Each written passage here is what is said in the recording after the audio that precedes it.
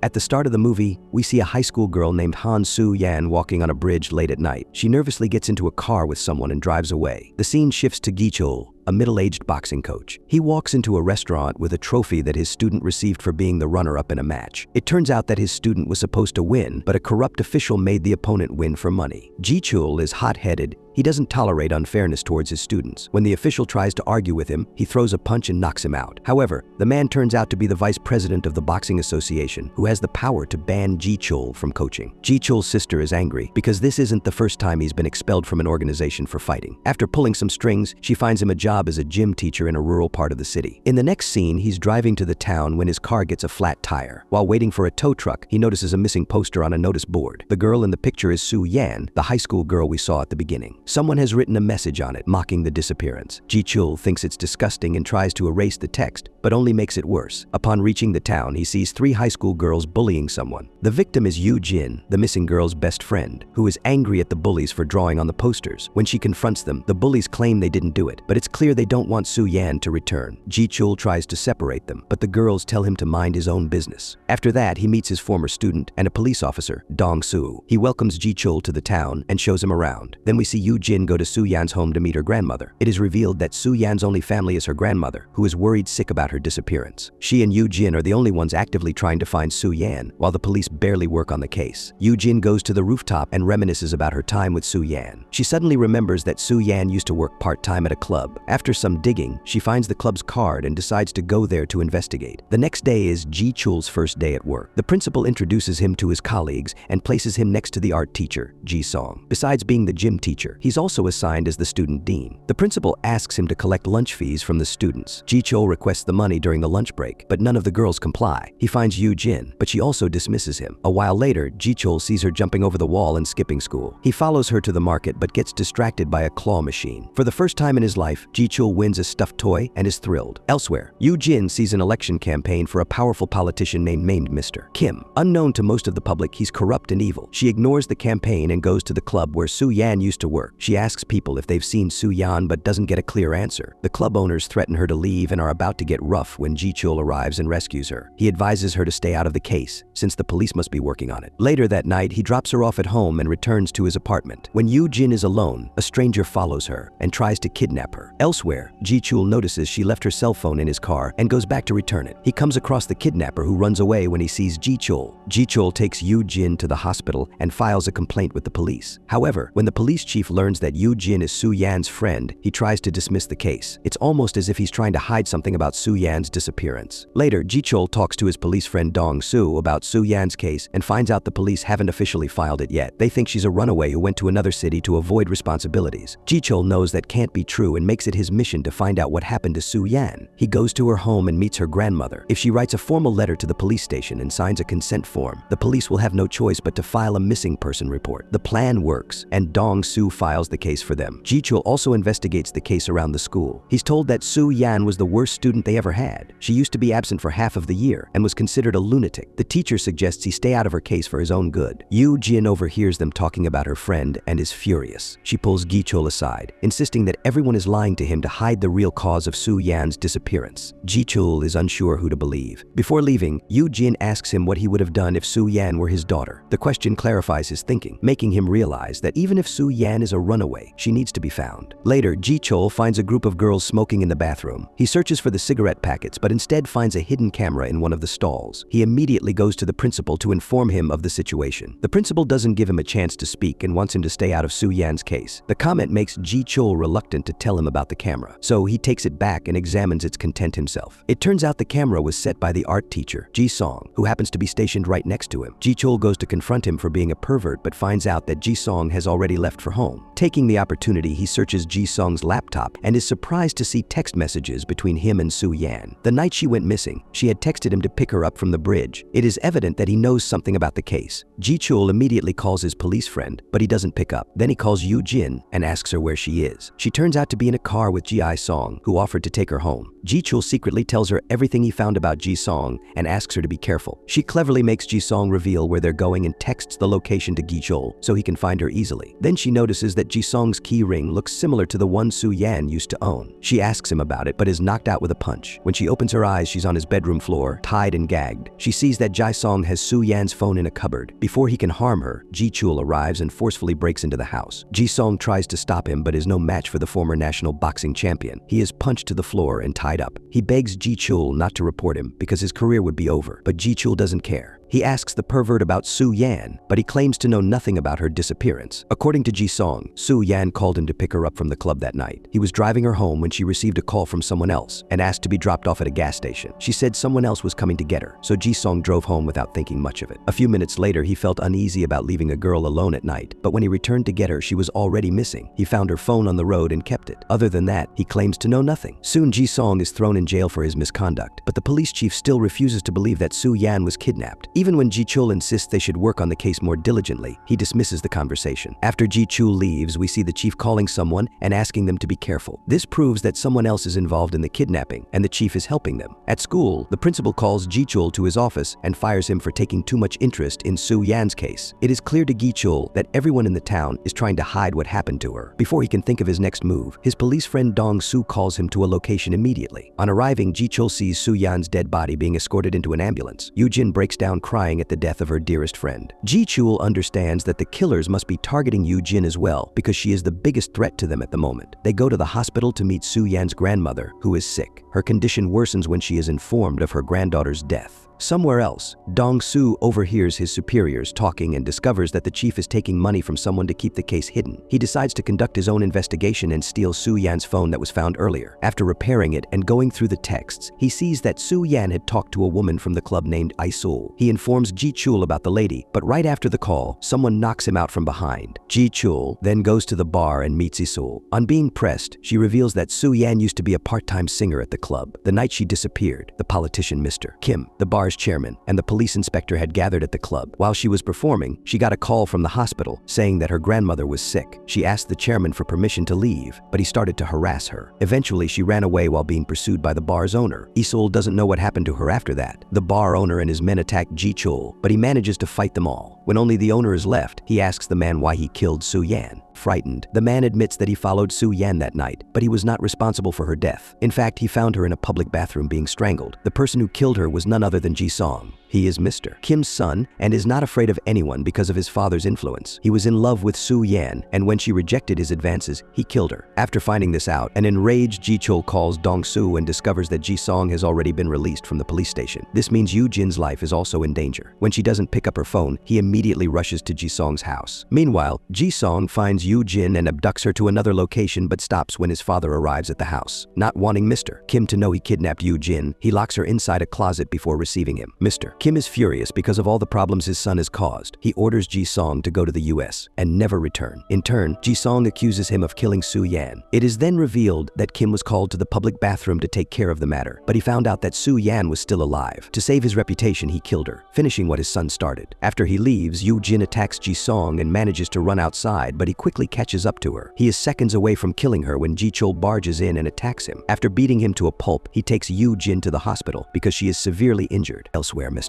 Kim wins the election and is elected as the town's governor. He is now more powerful than ever. Ji-chul sees the news on TV and is filled with anger. He drives his car to the highway and hits the car that Mr. Kim is in. After knocking out the driver, he walks to the politician who is shaking in fear by now. He tries to intimidate Ji-chul, asking him if he knows who he is, but Ji-chul doesn't care about his status. The next morning, the truth about Kim and the police inspector reaches the national news. They are arrested for Soo-yan's murder. In the last scene, Ji-chul visits Yoo-jin at the hospital and leaves her the stuffed toy he won at the claw machine. He then moves to another city, hoping to start a new life. Don't forget to subscribe and enable notifications to catch more videos like this. Thank you for watching.